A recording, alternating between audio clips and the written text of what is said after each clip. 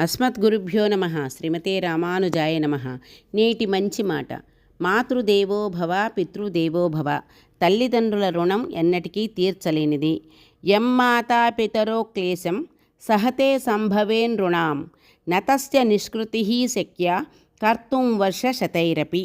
ఈ శ్లోకం శ్రీమద్భాగవత మహాపురాణం దశమస్కందం 45వ అధ్యాయంలో 5వ శ్లోకం. ఈ సృష్టిలో మనకు ప్రత్యక్ష దైవాలు తల్లిదండ్రులే. ఈ శ్లోకం ద్వారా శ్రీకృష్ణ పరమాత్మ తల్లిదండ్రులు సంతానం కోసం అనుభవించిన కష్టాలకు ప్రతిగా 100 సంవత్సరాలు సేవ చేసినా వారి రుణాన్ని పూర్తిగా తీర్చడం సాధ్యం కాదని ఉపదేశించాడు.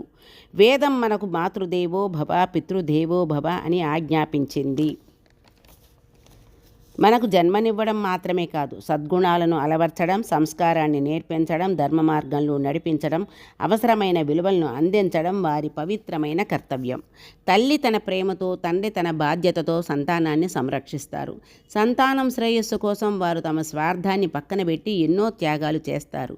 వారి ప్రేమకు హద్దులుండవు, వారి ఆప్యాయతకు అంతులేదు, వారి ఆశీర్వాదానికి సాటి లేదు.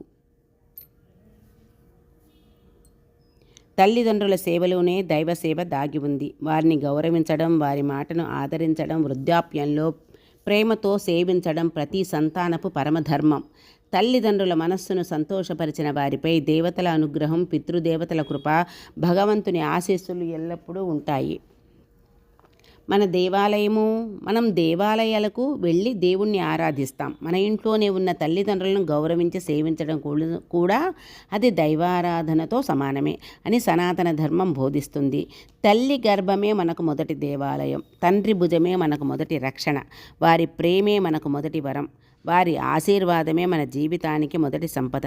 వారిని సేవించడం పుణ్యం, వారిని సంతోషపరచడం భగవంతుని ఆరాధించడం వంటిదే. ఈ జన్మలో మనం వారికి చేయగలిగే గొప్ప ఉపకారం వారిని ప్రేమతో చూసుకోవడం, వారి హృదయాన్ని నొప్పించకుండా జీవించడం.